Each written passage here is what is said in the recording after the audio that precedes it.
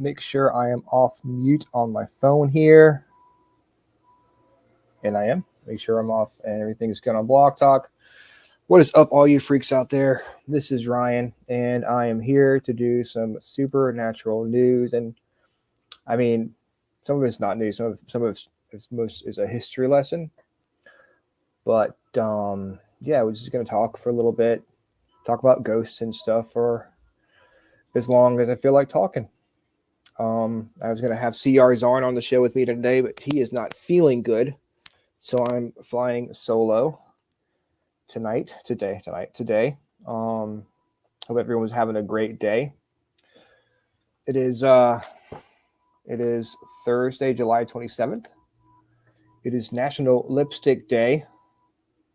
For all you fans of lipstick, I know this is a big day for you.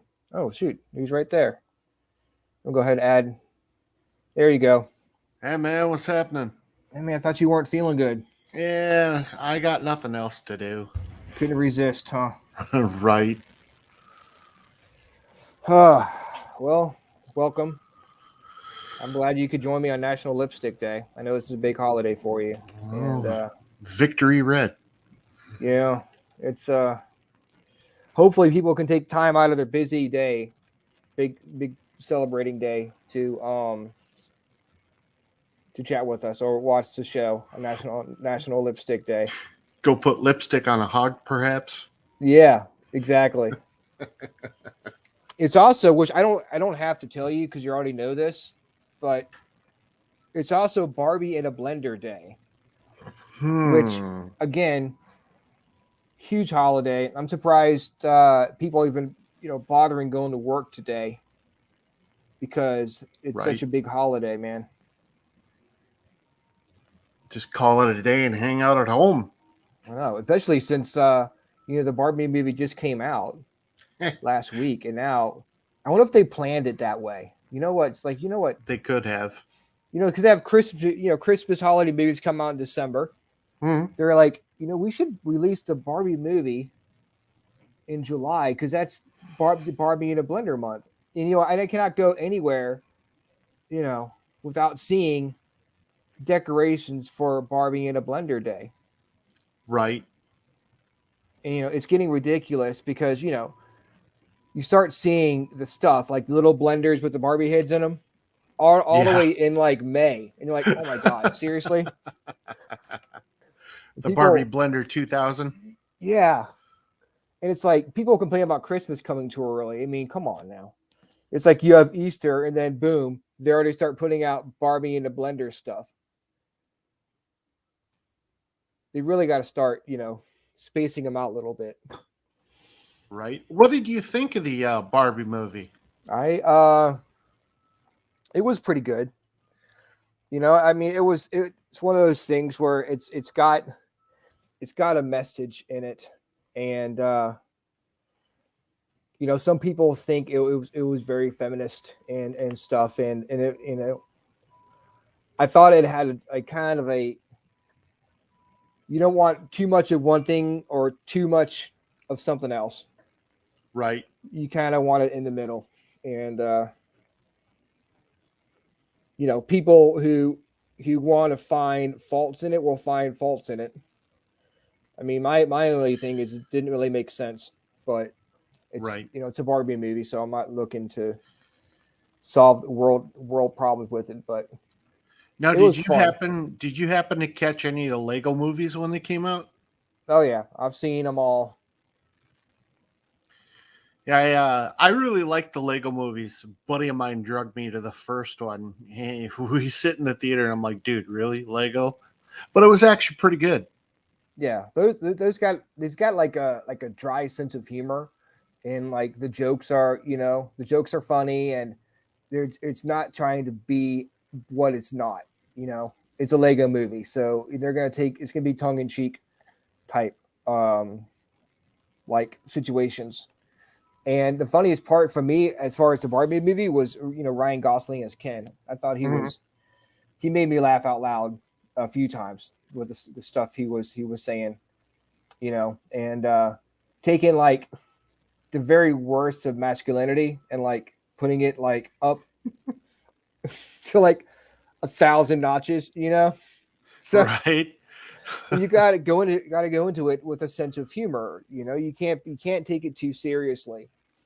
It seems like everything has got to be like, oh well, this is more left wing or this is more right wing. It's just fun, man. It's just a freaking Barbie movie. Get over it, Right. And yes, it was fun.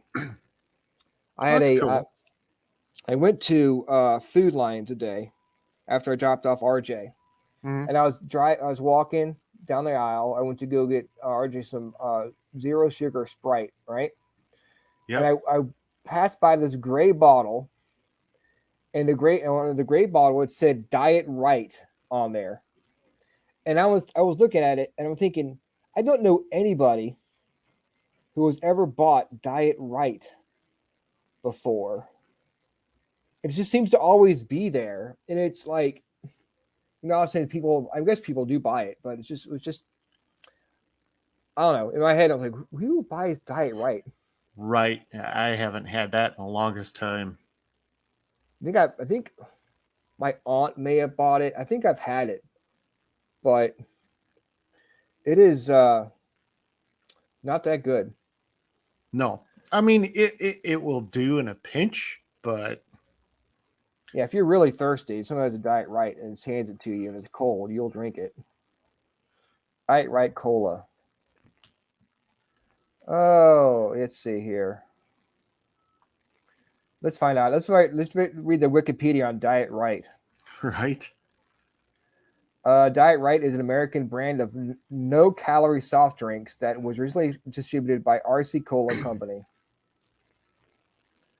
Diet Right was introduced in 1958, and it was initially released a dietetic, not diabetic, dietetic product as a dietetic product, but is introduced nationwide and marketed to the general public as a healthy beverage in 1962. The original formula was sweetened with cyclamate and saccharin. After cyclamate was banned in 1969, it was removed from the product. NutraSweet brand aspartame was added upon its introduction to the market. Kind of reminds me of the story behind Kellogg's. Back in the day, Mr. Kellogg had it was basically a sanitarium, not a sanatorium, sanitarium, basically where people would go to, get better and figure out what's going on. Well, he put together a dietary regimen, and in it was Kellogg's Frosted Flakes before they were frosted. And it was a big struggle because his brother wanted him to market it as a cereal, and he was like, well, what's the point, because people are going to get it cheap.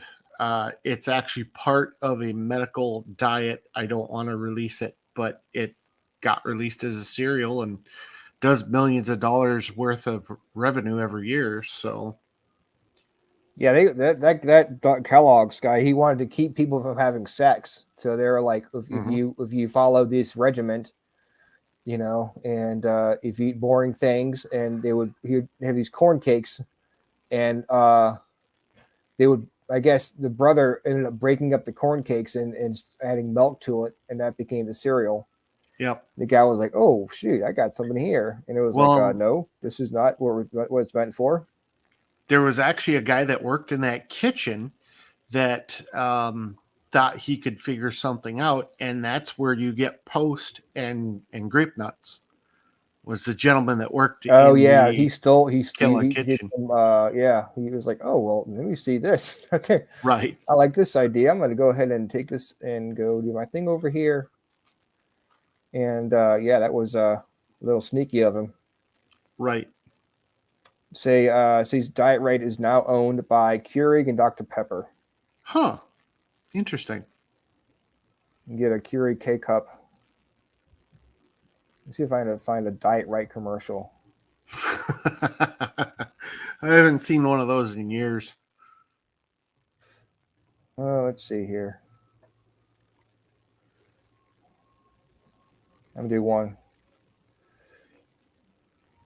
Can you hear it okay? Hang on. Yep. Let's see.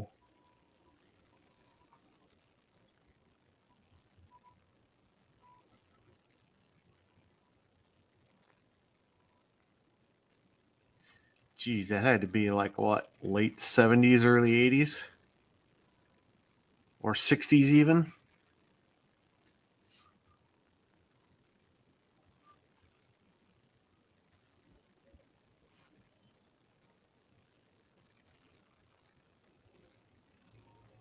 Only half the calories. It's amazing. Right. I used to drink Tab. Back in the day. Yeah, that was a Coke back in the day. Actually, it wasn't that long ago. That I think Tab just went out of style. Yeah. Not too long ago. You can still find it.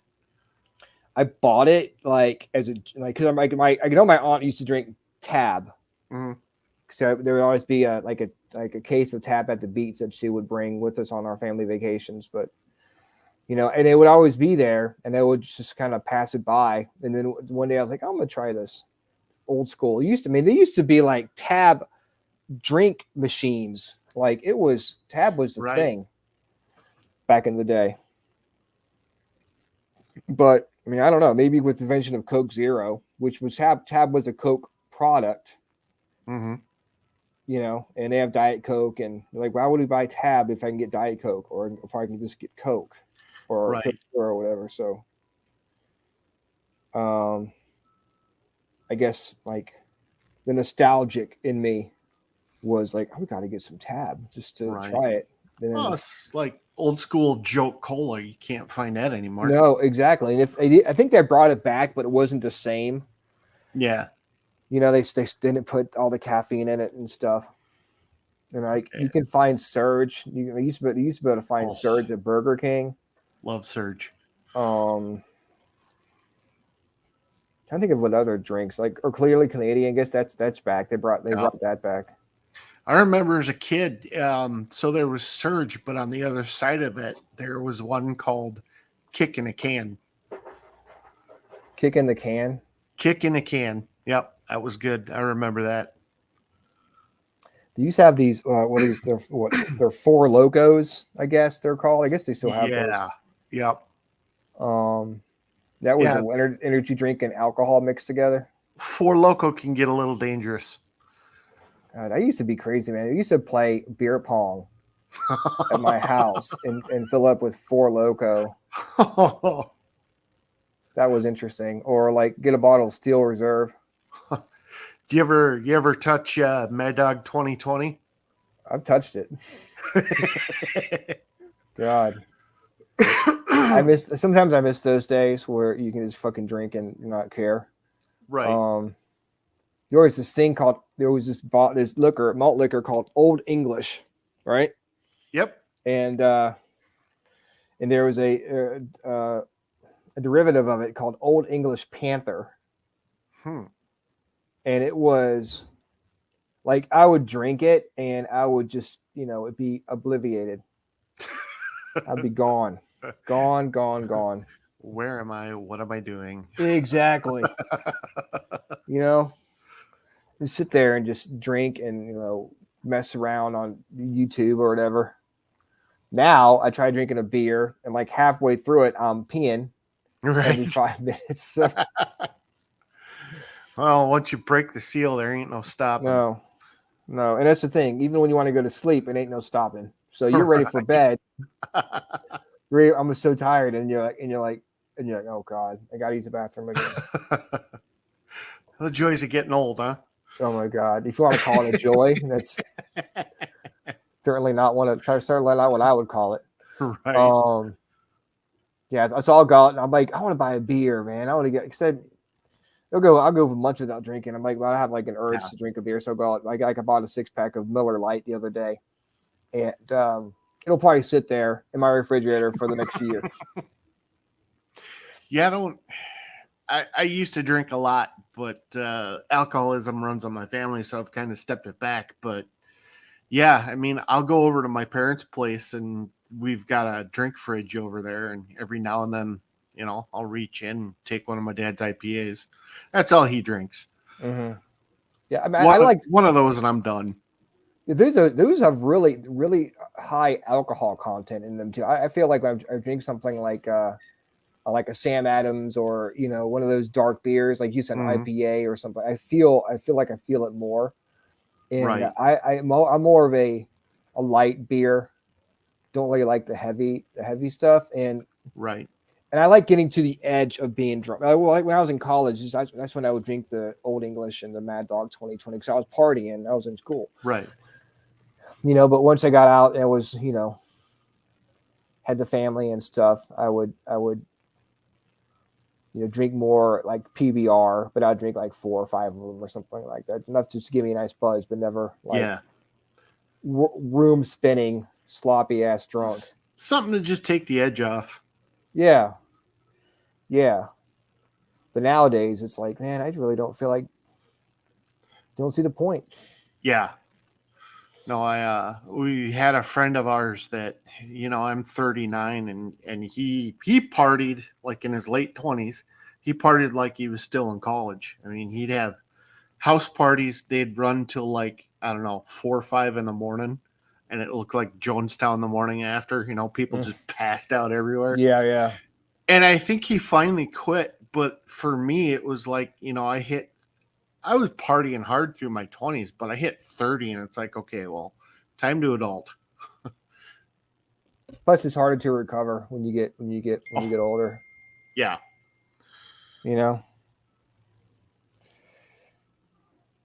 They yeah, I mean it's tough because then we have kids, and it was easier with Rihanna because I was younger and had more stamina, and me and my ex-wife Shannon, we were the ones having the parties, like fucking playing beer pong with Steel Reserve. Jeez. We would go crazy. We'd have silly string wars in our apartment, water gun fights in the. We just go. It was fun, man. Right. And it's just different now. Yeah. With more.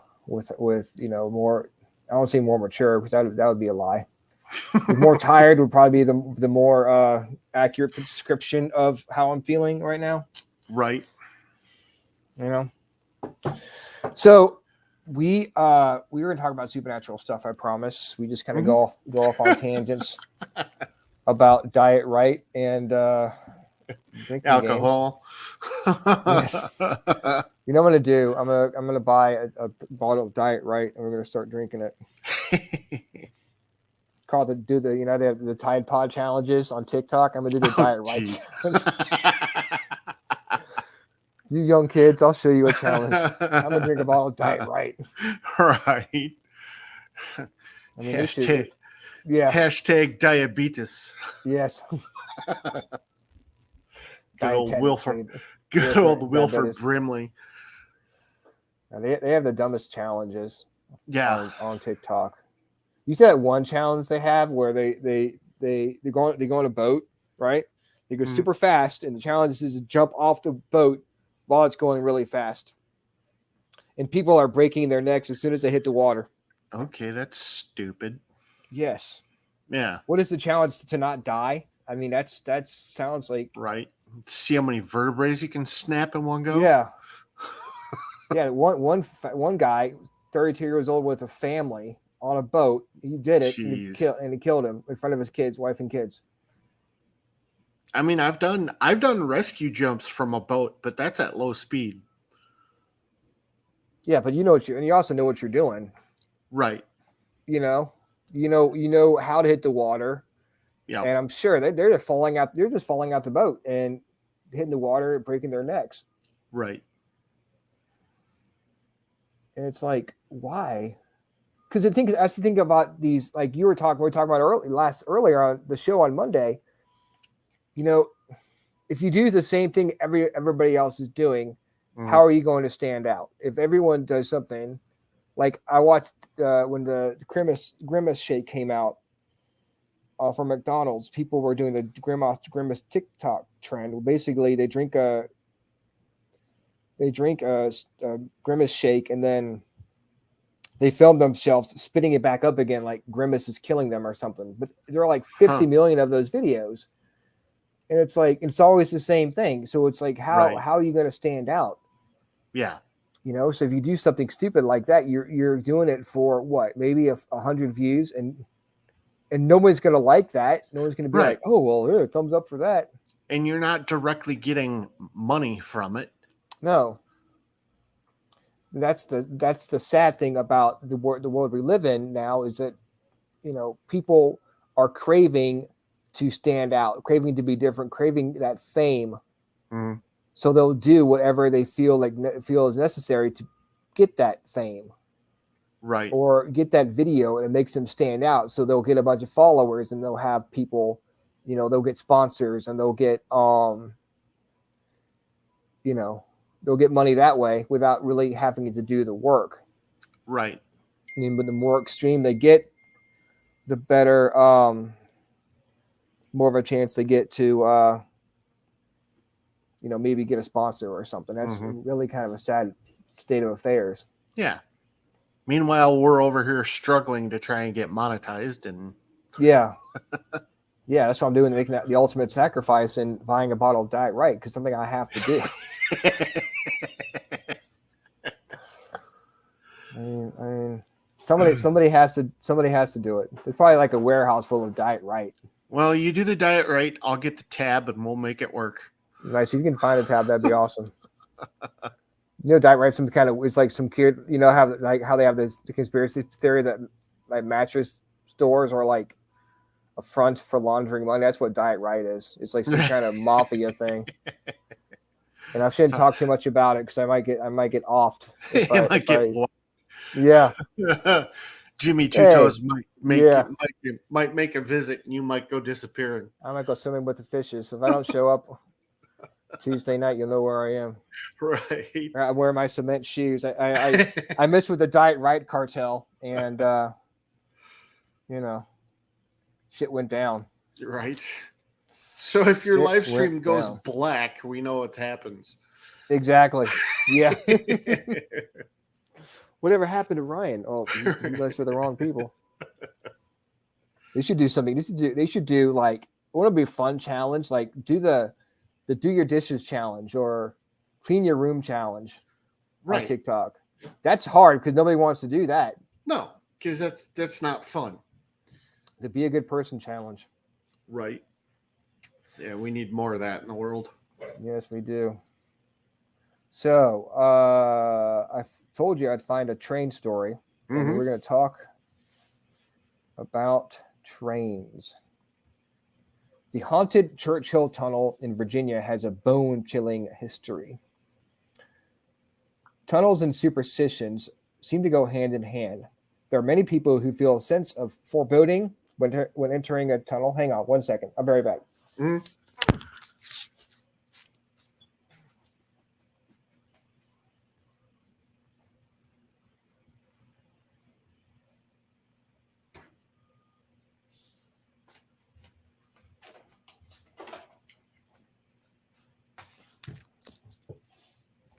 You know what's sad?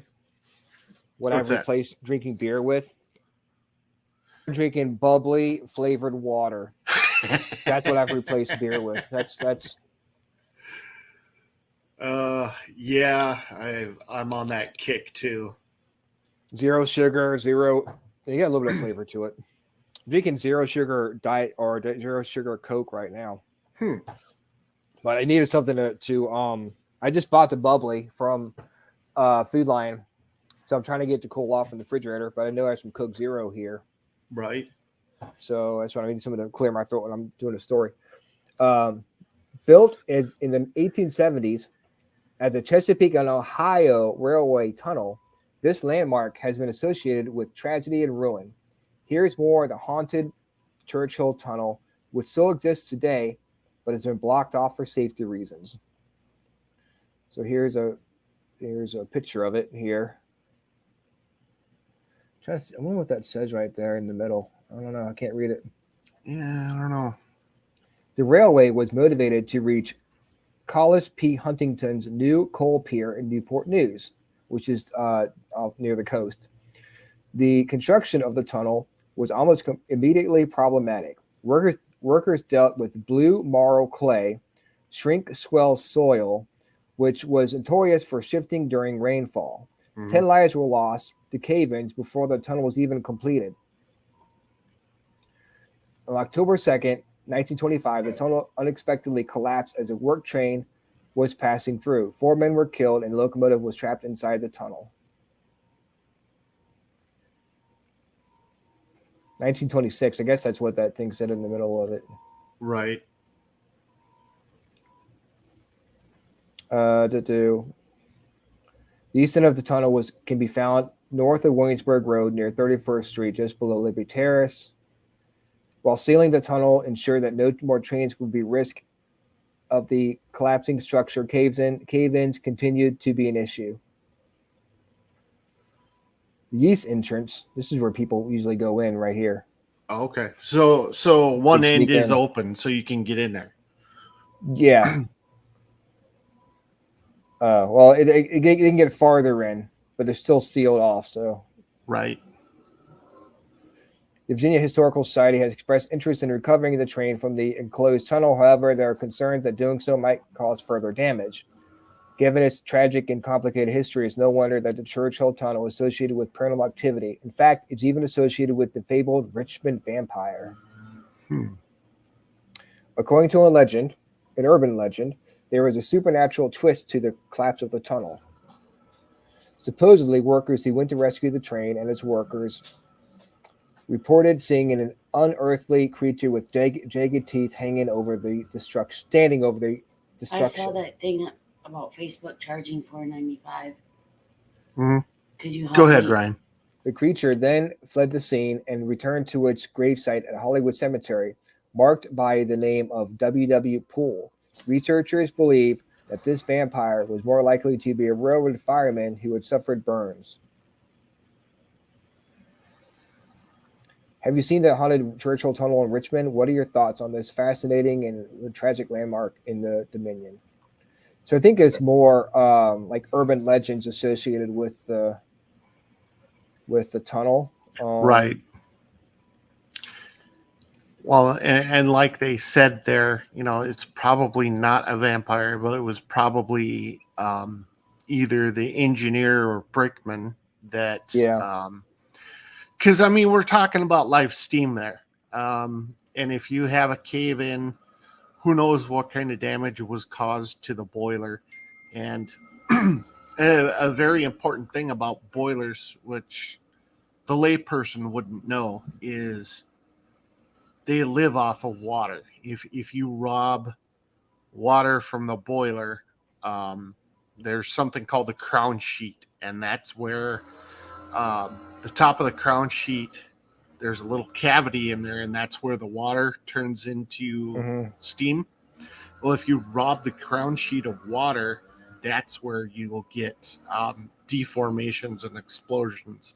And usually when that happens, it's a steam explosion that goes into the cab and takes out, the engineer, the brakeman, the fireman, whoever's in there. It was probably one of those things where someone said they saw something and they saw the guy looked crazy, or in jagged teeth and full of burns and stuff, and it goes from like almost like a game of telephone, and Right. eventually it ends up the guy is a vampire. Well, and that's the word of mouth changes stories and stuff. That's usually what it is just he said, she said, and that does happen, and the spreading, it's like a giant game of telephone. The first person says, "Oh, I saw this," and then they tell it to someone else, and it grows. And if you don't have control over what's being said, things get added to it. And plus, a vampire is a lot more fun to talk about than, I just found some, it was just a worker. Yeah. And that's what happened. Oh, we'll call it a vampire. Maybe it was like a story and to scare people. Right. Or whatever. We got a video here. I'm going to watch about the Richmond vampire. See if there's any more information. Right. About it on the video here.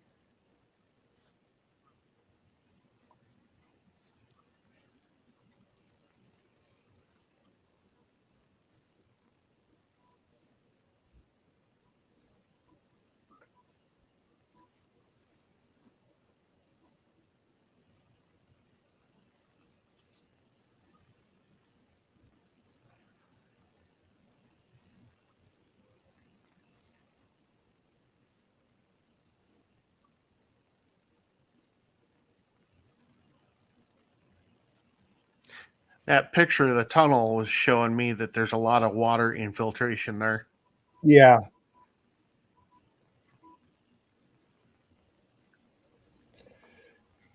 Yeah, like right here. Yep. Yeah. Yeah, It's that's like a showing. lot. Yeah. And there's a creek that is like you have to go through a creek to go get it in the east end of the tunnel. Okay. So the water level there's or the water table there is pretty low. Yeah. Yeah. So I mean, when you think about it, it's like, so why would the vampire be there? Like, did it just show up like when it exploded? Did it like materialize there and like then it ran? It's like if you can, it doesn't make any sense if you try to think about it logically. No. So, but I guess it's not really a ghost train, but a ghost tunnel, maybe. Right. Well, and there are other recollections of like different train wrecks. Like I was listening to one yesterday on YouTube, and basically what happened was um, there was a derailment where the train was going full bore and the bridge had gone out and nobody knew, and it just ass over tea kettled into the valley. And that was in like 1912, 1913. But in like 1945 or in the early 40s, there were a couple that were driving on that road adjacent to that line, and their car broke down, and the husband went to go get gas or whatever and left the wife there.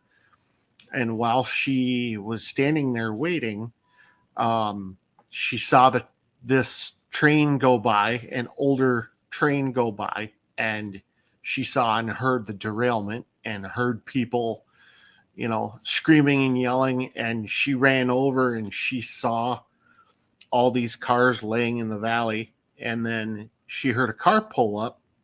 So she ran back to the road. And by the time she told these people, hey, there's a derailment, we need to go help, by the time they got back over there was nothing there. Oh wow. So it was just that whole stone tape Yeah. residual going on because there was so much. And like you and I say, if there's enough trauma, it's going to imprint on that area, and that's going to happen. Yeah, that's true, man. A lot of times you'll hear stories about people witnessing battles, or they'll see soldiers walking through, especially at like Gettysburg and places like that. Right. There will be like, oh well, yeah, I saw a soldier. Even like I talked to a soldier. Like there was no soldiers there. Right. Well, and I've heard of that happening too at like Gettysburg. Is you'll have just a visitor, standing by a monument or by one of the monument cannons, and they'll say, oh, I was standing there hanging out, and a reenactor came up and talked to me, and you're like, okay, what were they wearing? Well, they were in Union blue, and they were talking about a position, or they were really interested in what I was dressed in.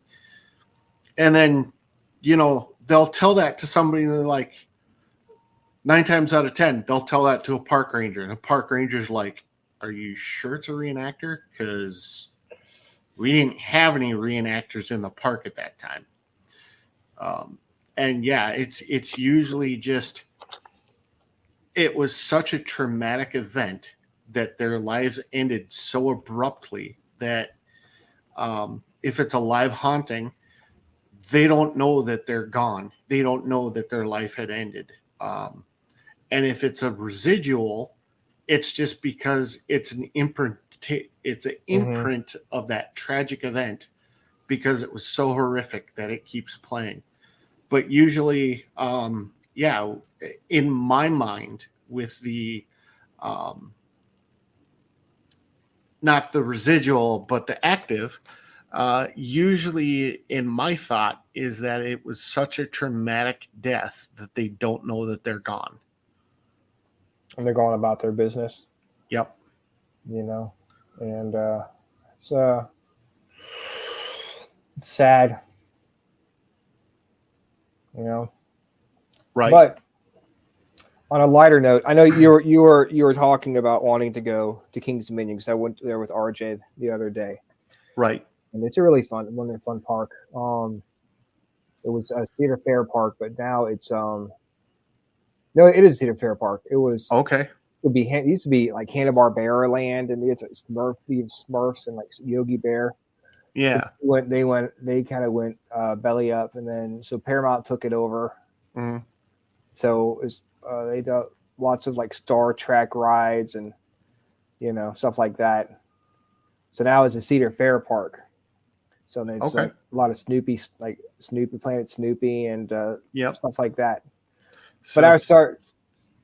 it's in the family with Cedar Point and Valley Fair. Yeah. Valley Fair is the park that we have up here in Shakopee. Okay. Yeah, it's the same. It's the same family. Do you like going on rides, like roller I coasters and do. stuff? I really haven't been to an amusement park in probably, I don't know, maybe 10 years. I just been busy with life. That happens. And Yeah, I mean, I it like happens. the last time I went on a ride, it was at a county fair, and I figured out I can't do those county fair spinny rides anymore. Oh no. Angie loves those rides, and I can get sick just watching them spin around. Yeah, I was doing everything in my power not to yak on the ride. It was just. It always seems like when you're not feeling good, you've got and you're on a ride and you're gonna throw up. It feels like they're taking forever to stop the ride on purpose. Right. You're like, you've only been there for like 2 minutes. So I'm like, I know I've been on here for like an hour. What are they doing? Now it's like now you think the people who have doing the ride have a vendetta against you. Right. I'm like, do these people work for Diet Right or something? What's going on? Reminds me of the scene in the movie. Do you remember Sandlot? Yeah. You remember when they went to the county fair at night and I think it was Smalls kiped his old man's bag of Red Man chew? Oh yeah. They all threw in a dip in the lip, and then they went on the tilt-a-whirl. Yeah, that didn't end well. Yeah, it's always the worst thing. I never like these are fair for us in Virginia. It is it's in the fall or in like late September, so it's not super hot. But yeah, I'm not a big fan of spinny rides any time of the year. But it got me thinking about it. We're talking about amusement park rides. I figured we might as well as our last article, because this is going to take a while. Talk about the 6 most terrifying theme parks rides ever built. I mean, if we're going to go on rides, you might as well make them fun, right? Right. Well, and it's funny you mentioned this because I watch a lot of YouTube stuff about like amusement park accidents and all that. Yeah. So kind of right up my alley. Yeah. I watched. What was that theme park in like New Jersey, Action Park or some shit like that? Yeah. Where it's like that tube that goes around, in a circle, like people were breaking their necks trying to. Class Action Park. They would pay the workers to go down a slide because like. Oh, and the thing about Action Park is a lot of those rides weren't made by like an engineering company. It was dreamed up by the guy who owned the park, and the workers just put together his ride, and then he would pay the workers a bonus if they would try it out first. The name Action Park seems so generic. Like, it's like the discount toilet paper of amusement parks. It's not even 2-ply. Yeah, we bought a thing of toilet paper for the cabin. It was like cheap stuff, but it said ultra premium. It's like putting 2 words together to make it to make them sound cool. Right. Like, the heck is ultra premium Action Park? I mean, it just sounds something like something you would buy tickets for, like at Dollar General or something like that. Yeah. And there were Not- so many injuries there that it got the nickname Class Action Park Yeah, because there were so many class action lawsuits against it. I guess that's why they have regulations and like kind of like okay, maybe you need to Right. follow these rules and not just hammer some shit together and call it Funland and be that's done what with it. that's what kind of feeds into our segment here. Exactly. The safety regulations. Well, there were make safety regulations for some of these theme park rides. No. The first one, number 6, is the original Russian Mountains. Got a picture here. Everyone's going down. Let's look at this guy right here. Looks like he's losing control. Right. Let's see. Well, and that looks like that was early 1900s, late 1800s. See the top hat guy and little mustache right there. Russia has a long, proud, terrifying history with roller coasters dating back to the 17th century, when something like most likely copious amounts of vodka consumption convinced the Russians that constructing massive wooden scaffolds, cutting them in ice, and pushing their children down them would be a great idea. Does that sound like fun? Yeah, I want to do that now.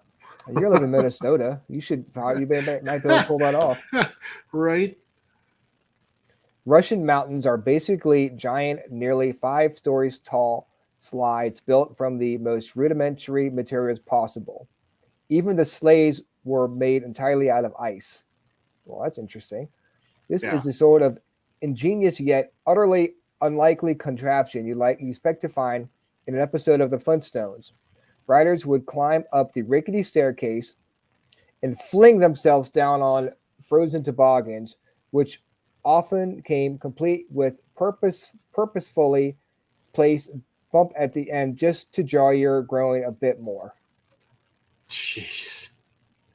So you build a scaffolding and they make this like almost like a ski jump, cover in ice, and you go down as a sled that's made of ice. Right. Basically, an ice block chiseled into a sled. Oh, that just shows how hardcore Russians are. Yeah. Shit. I know I want to do that shit. Well, Vladimir and Ivan were probably half a bottle into vodka and figured that out on their own. That's true. But I don't want to think these people are too crazy. So there are safety measures. Right. As for safety measures, they consisted of a rope fastened to the sleigh for you to hold on to as you careen down the track at what's typically a 50-degree angle in the period's most technologically advanced stopping mechanism. The straw. That's almost near vertical, 50 degrees. And they would sprinkle straw at the end of the track to stop the sled. Yeah. The straw was actually sprinkled in small layers at the end of the slide to provide friction, a measure that typically allowed at least one of the several riders to survive any given trip. So at least one of them would survive. Right. Since they relied on ice, Russian mountains were only available during the winter. That is until thrill-seeking Empress Catherine the Great, the Michael Jackson of the 1700s apparently, decided to have her own personal slide built in her backyard and demanded it be usable during the brief portion of the year that Russia isn't a depressing ice sculpture. Laws of nature be damned. The terrified subjects solved the problem by using wheeled carts instead of ice tracks, thus inventing the modern-day roller coaster. Wow. And here's a picture of Catherine the Great herself. Friction be damned. Yes. Number 5, the Mont Chunk Railway. What's the longest roller coaster you've taken? 3 to 4 minutes probably, and all of it spent, no doubt, tightly pinned down by your chest in a car that was safely secured to the track. The Mont Chunk Railway in Carbon County, Pennsylvania, had no time for any of that shit. You can't have that. The downhill railway traveled at a maximum speed of 100 miles per hour, propelled entirely by a little thing called gravity. Ever heard of it? Yeah. It was actually built in 1827 as a coal delivery system, but in a flash of brilliance, the workers had the idea of occasionally filling the cars with children and shoving them down the hill for a quick buck. I mean, you got to make a money. This would be a TikTok challenge right here. Oh my gosh. A single pants-shitting ride in this prehistoric roller coaster lasted something like half an hour, by which time the cars were probably overflowing with occupants' tears. So imagine going down a hill, 100 miles an hour, for half an hour. Oh my gosh. I don't know how that's even possible.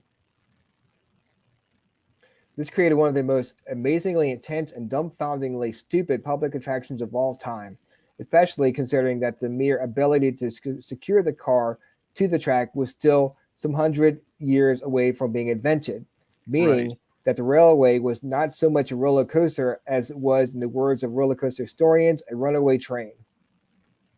Right, because people don't really realize the difference between a train car and a roller coaster car in the facts as such as a roller coaster car, yeah, they have wheels on the top of the track, but there's actually another set of wheels connected to the carriage underneath the track that keeps it captive. Train cars don't have that. They just have it's a steel wheel with a flange on the back of it, and the flange keeps it centered left and right. But if you have enough of a dip where you can get airborne, it'll come off of the track. Yeah, I mean, plus, roller coasters, they're going up and down really fast, and they got gravity. If you try to do a train to go up and down like roller coasters do, the back of the train would probably pop up, going down the hill because they're going at such high speeds. Or so your coupler is going to have enough slack where it will decouple itself. Yeah. Plus, I mean, trains are bigger than roller coasters, so they're not really built. Again, they're not built for that. Constant up and down. And they'll go up a hill, but they'll go up a hill slow. And these, I guess, they're mining carts. As far as like, well, and I wouldn't put it past the miners to say, hey, let's give it a go. Yeah, I mean, ticket to boo, eh? Yeah. They're like, oh, I wouldn't make an extra $1. Right. Like, I mean, like, give the kids will love it. It's a thrill. We got to get beer money somehow. Yeah, and that's the thing. It's I don't know if anybody's actually killed on it, so it's like it's dangerous, but it's also it's the thrill. It's a story, right? And you're like, oh yeah, I remember that. We used to, or like even like wearing seatbelts and stuff. I used to climb around my parents' back in my parents' station wagon and like lay down and not even worry about it. And definitely think people should wear seatbelts. I'm just saying that it was just different back when we were growing up. I can remember one of my buddy's stories. I think he was talking about his grandpa, where in the early 60s still seatbelts were an option. But when they started making them mainstream, there were guys that would buy a car, and the first thing they did when they got home, they'd cut the seatbelts out. Yeah. Like, I don't need this shit. Right? So the ride became so popular that it was eventually transformed into a full-time tourist attraction, complete with a hotel and a restaurant at the top of the track, plus a gift shop selling artists' impressions of people flashing their boobs and what your face looked like at the height of the terror you like to imagine. Yeah, they don't have the little the camera, so they're like artists like painting. At some point, the coal cars were replaced by a small train, but it was still completely powered by gravity and human fear. Apparently, the transition from mining rail to roller coaster was mostly a matter of semantics. Let's see. They did add a second steam powered uphill track that could take passengers to the top in only 8 minutes, This was a major improvement from the previous 4.5 hours that it took to get up the first time. Because they So were take- probably walking.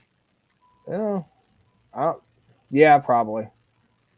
A 4-hour walk. And Here's a only a picture half of it. hour back down. Yeah. Picture. It looks like a trolley car going down the road. Yeah, that's thing. insane. Actually, no, I think this is actually taking it up. See, people are facing this way. Yep. But yeah, that's taking the people up the mountain here. The human catapult. Ever wonder what happened to all the catapults once humankind figured out how more efficient ways to hurl the shit at each other? They're probably in some museum or something, right? As it turns out, one of them, or at least a very good replica, ended up in Middlevore Park in the UK, where people paid $70 to be catapulted into the air in the manner of a medieval projectile.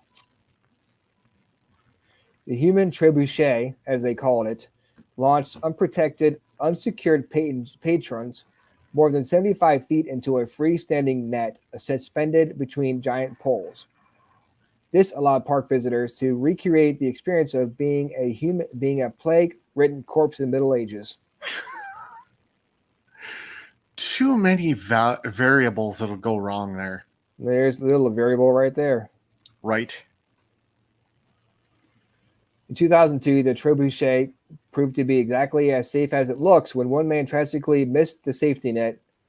But despite claiming this might be where it was. Yeah.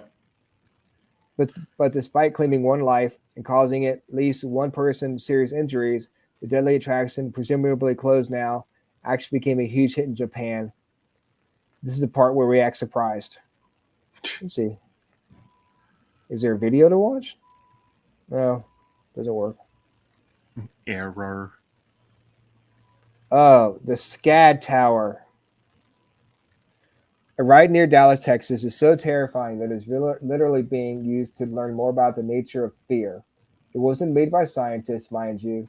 They just found it and went, holy shit, let's do some experiments here before they shut it down.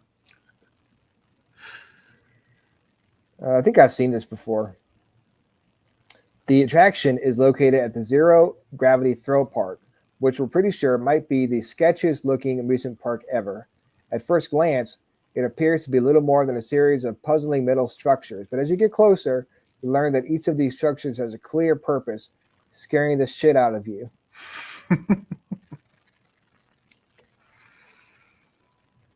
The park's main attraction is the Suspended Catch Air Device, or SCAD, an unnecessarily complicated name for what is basically 4 pillars and a net. I think you just keep dropping down from the top of the tower. Yeah. The SCAD, go back, went too far. The SCAD works just like the Superman drop or the Tower of Terror, in that it takes you high up, and then lets you drop, with this small difference that in this case, you're not actually attached to anything during the drop. Basically, the whole mechanism consists of a person who takes you to the top and then lets you fall off. Yeah, no. Okay, so you are in a harness, but you're not attached to anything. Yeah. Let's no see, thanks. Let me see. Look it up. Maybe look. Watch a video on the SCAD tower here. I mean, at least with like the giant swings around here, or like the big slingshot at Valley Fair, there's safety measures in play. You're not just flinging yourself. I guess they have safety measures, but I don't know. They don't want to get sued. Right. The ride is so intensely disturbing that it has actually been used by medical professor David Engelman to test how the brain's perception of time changes during near-death experiences. Because you don't know you're going to survive it until you actually survive it. Right. You know, when I'm on roller coasters, I never think I'm going to die on a roller coaster, but right. I might think I'm going to die on here. Yeah. Give me 1 second. Okay.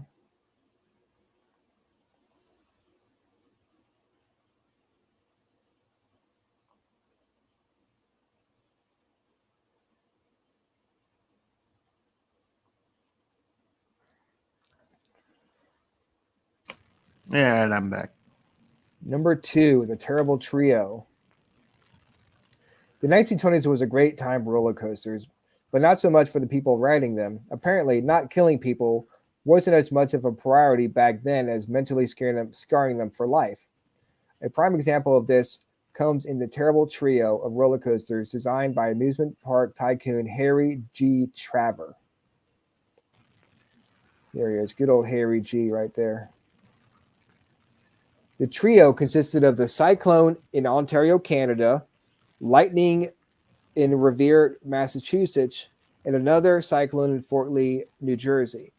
Traver specifically designed these coasters to be as unsafe as possible while not breaking any existing regulations, resulting in monstrously twisted knots of steel and wood that stood like giant monuments to an unloving god. 2 of the 3 caused at least 1 death within their first 2 days of operation. Wow. That kind of looks like Twisted Timbers at King's Dominion. That doesn't look safe. No, it's basically, it's like if someone, like a little kid, could design a roller coaster. I mean, Look at the wood. Looks like there's one piece of wood hanging off right here. Yeah. Good God. It definitely wouldn't fly in today's engineering world. No, but you gotta break a few eggs, I guess. Well, I mean, one of those 2 deaths was on the Cyclone, which literally tore itself apart on a regular basis from how vicious it was, meaning that it couldn't operate on a normal schedule. Its opening hours were whenever we patched it together enough to work. Once it did manage to hold together, the G forces it generated were so fast that passengers frequently passed out while riding it. A nurse was kept on a Cyclone station at all times. In all likelihood, this was as much of a publicity stunt as it was an insurance necessity. You see that TikTok challenges. Go on the Cyclone right in Ontario. I mean, look at this. And it's taken a long time to build. Look at the structure right there. It's not like something you just put up in a day. No. That's going to take months. I wonder how long it took to build these things. But if the Cyclone resembled a hospital, the Revere Beach Lightning was a shady back alley clinic. Its violent side-to-side motions were so intense that the phrase "take her on the Lightning" actually became slang for abortion around the Boston area. That's hardcore. That is holy shit. Jeez. That kind of reminds me, I'm talking to Adrian right now in the chat, and I don't know if Excalibur is still there, but at Valley Fair, it was one of 2 wooden coasters they had. And Mom won't ride it. Dad stopped riding it because right after you come off of the lift hill, the first thing that happens is it puts you into a 45-degree right-hand turn right at the bottom of the hill. Mm-hmm. And I'm sure it caused neck injuries because you're whipping your head all of a sudden. Those roller coasters, those wooden coasters are rough, man. There's a coaster called the Grizzly in King's Dominion, and they retract it, and apparently it's a lot smoother, but it felt like you were in a car accident when you ride that thing. And I would ride it just because it's an old coaster and it's a rite of passage type thing. Like, you got to ride the Grizzly. Almost like how you punish yourself when you sin. That was my punishment. Right. You gotta ride the Grizzly. But apparently no one talked about having abortions on the Grizzly, so maybe it's not as rough as this ride is. Right. Finally, the New Jersey Cyclone didn't live up to the high standards of its baby-killing, self-mutilating brothers. Oh, why can't we have the guy that writes this write something for us? I know, right? But only because it was demolished by a Wise Park proprietor before it could do any harm. It was replaced by an unrelated coaster of the same name, probably an attempt to exercise the terrain. So I guess they never got to use the third one.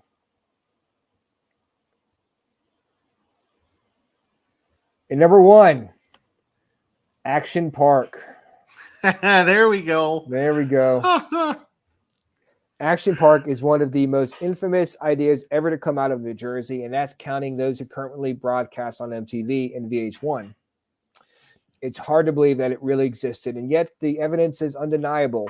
More specifically, we're talking about the death toll of 6 people and hundreds of serious injuries it caused between 1978 and 1996. Yep. I mean, just look at some of those rides. And that's like a straight down shit right there. Yeah. But that's the thing of back in like the 70s and 80s, man. It was, you took a risk. You took a risk doing stuff. Like the most like I can talk about that was like going. Remember, McDonald's used to have the outdoor playgrounds, and everything was made of metal and like. Yep. And it was you make it hurt. You make it hurt. If you're stupid, you make it hurt. But you got your Happy Meal, so it's all good. Yeah, and you knew not to do certain things, like those. Remember those like carousels looking thing? It was like a circle and it had like bars on it, and you run and you start spinning really fast. Yeah. And if you let go, you're gonna fall down. You could break something. Right. And the slides were like made of metal. Oh my and gosh. If you go down the slide like in the summertime, it could seriously give you 3rd-degree burns. My wife took that risk. My wife and I were talking about that because we saw a picture of one that was like, I don't know, 10, 15 feet tall, and it had like 2 dips in it. It's like, dude, you better not, you knew to ride that either early in the morning or late in the evening, because if you were in shorts, you would get a burn. Your skin might actually stick, right? And melt off onto the slide. But it's a chance you were willing to take to go down that 10 feet down that slide and have the thrill of your life. Or the old school metal jungle gyms or the metal geodesic domes. Oh yeah. Or like you go like the giant Grimace in the, you go in and shake and it's all made of metal, and you would, maybe that's why people are doing these challenges, because they don't have what we had growing up. They're looking for something to, stand out or make their life meaningful.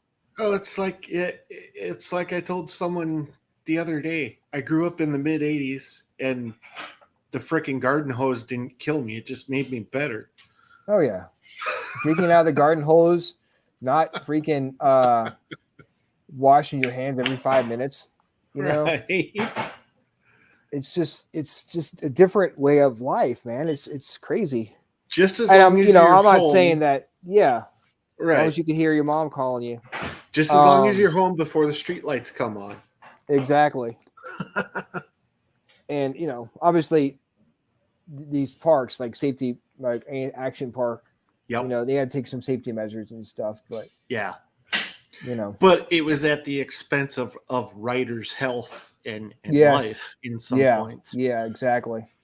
The park seemed to have put so little effort into making the attraction safe that even the operators, mostly leering teenagers, were afraid to go near them.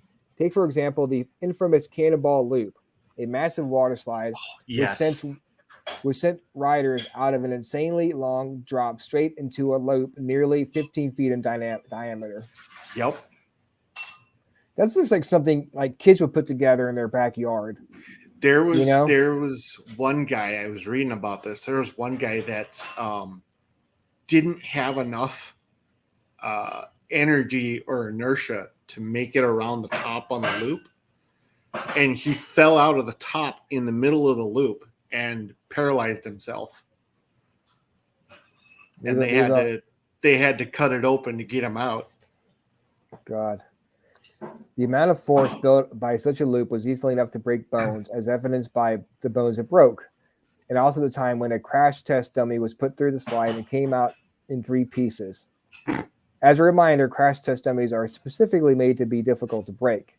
The Cannonball Loop was actually in operation for very short periods before the constant injuries forced the owners to close it down, but it remained near the entrance as a reminder of the insanity of Action Park. Man drowned in pool at Action Park. You know what? I never understood the point of are wave pools. And it's not like you're at the beach when you get a wave, you wave and you ride it in on the boogie board. You can't do that. Right. You can't take boogie boards into a water park. But everyone goes to the wave pool. All it does is send a like a little like wave of water. You go up and then you go down. But there are a ton of people in there. And it just comes to me, it becomes a giant toilet. Well, and that's all I'm thinking about if I'm in a wave pool is, oh my God. How much sea am I standing in right now? I can speak to that as being a lifeguard. I never guarded a wave pool, but I had a friend of mine that worked at the Water Park of America, and they had a wave pool, and they would do extensive training with rescues and all that. But yeah, you get a lot of people in there and you get the waves going, and it's really hard to watch the water because it's not like a standard pool where you can see the surface and you can see someone underneath it, because you always have waves breaking and you can't see the tension of the water. So you don't always know, like when I was guarding at the pool, I could tell you who was in my section of water and I could tell you if they were underwater. At a wave pool, you can tell who's in your water, but you don't know if anybody's underneath the waves. No, it's got to be so. And these are kids basically in charge of your life. Oh yeah, and they have life jackets and stuff like that. So for the most part, you should be safe. But there's always that one. And they've got the training. I mean, I went through when I did my lifeguard cert. I think I had probably about a month of training. And that's not it. When you're done, they don't just, you passed and you don't do any training. The group that I worked with, I think every month we would have an in-service where we would have to swim. We would have to swim 500 yards continuously, and then it was a continuing ed. But yeah, there's that point where, that being a lifeguard 9 times out of 10 is somebody's first job, and they are young, and some of these lifeguards can't pull big heavy guys like you and me out of the water, but and I'm sure things have changed since the years that I was a lifeguard, but that has always been a concern. Is this teenager going to be able to affect a rescue? Sometimes they can, sometimes they can't. Yeah, I mean, I know they have like maybe two lifeguards at the one at Kings Dominion. They kind of have to, because it's such a big pool. They got to have people on either side of the thing. The park had no shortage of dangerous attractions, though, like the Alpine Slide, a zigzagging cement ditch taking down the side of a mountain. Riders could control the speed of their flimsily constructed sledge without any sort of supervision, which is made even more dangerous by the fact that the ditch lacked any sort of railings or paddings of any kind. Also, there was no such thing as a seatbelt, because he needs those. Rider speed and the general disinterest of the operators made the ideal roaming ground for packs of bullies. Made it the ideal roaming ground for packs of bullies. Cutting out seatbelts and technicians from the budget probably made this one of the cheapest air rides ever, but what they saved in precautions, they lost in lawsuits. The Alpine Slide alone reported more than 40 injuries and 1 death during just 2 years of rides. The tracks were eventually torn down by later owners, at which point they probably found dozens of bodies buried underneath. And finally, there is the tidal wave pool. In a 3-foot-tall artificial waves, which required 12 active lifeguards on duty at all times, and still accounted for half the deaths in the park. Had Action Park continued to exist, we're probably pretty sure the entire population of New Jersey would have been depleted by now. We'll let you decide if that's a good thing or not. So, those are the 6 most terrifying theme park rides. Well, and I'm sure we could do a couple of shows on this subject. There's a lot of incidents that happened that built the safety factors that parks run off of today. Mm-hmm. You can do. That's another On My Mind with C.R. Zarn podcast right there. Yeah, we could bring you on. We could talk about it till we're blue in the face. Yeah. But I am going to end the show here. I think we've talked enough about fun stuff. I'm gonna look at that. Almost hungry. An hour and 20 minutes. Yeah. We talked about the joys of drinking Diet Right. Right. Mad Dog 2020. Yeah, Karen, Adrian was talking about doing a show on accidents at Disney. Maybe do a Disney show, Disney lore and superstitions, and there's stuff like that. There's a lot of it there. That'd be awesome. Yeah, that would be fun. And she actually grew up in Garden Grove, California. Okay. So it was commonplace for her to go to Disneyland all the time with her friends. Awesome. We'll have to work on that. Yeah, definitely. All right, man. I will talk to you later. Sounds good, Ryan. All right. Thanks again for coming on. Yeah, you're welcome, bro. All right. Have a good night. Later. Yep. Bye.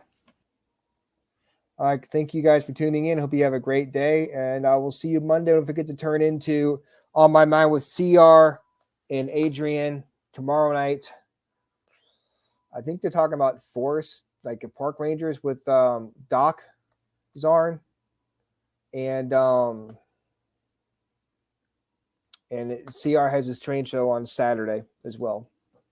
And I've got the Freaking Awesome Paranormal show with Dana Marie Vollmer on Tuesday night. And I'll probably do some more supernatural news at some point. So anyways, hope you guys have a great day. I'll talk to you soon. Bye.